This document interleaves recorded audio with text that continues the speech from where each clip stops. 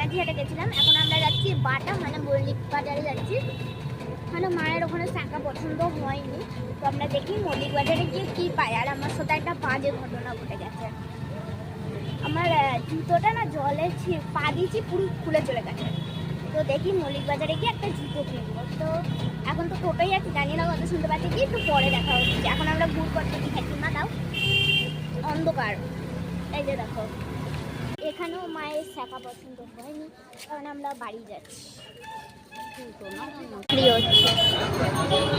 হ্যাঁ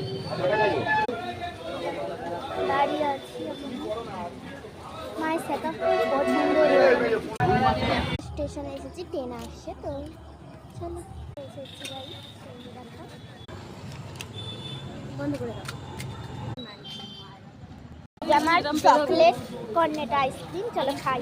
তো এখন আমরা ঘরে চলে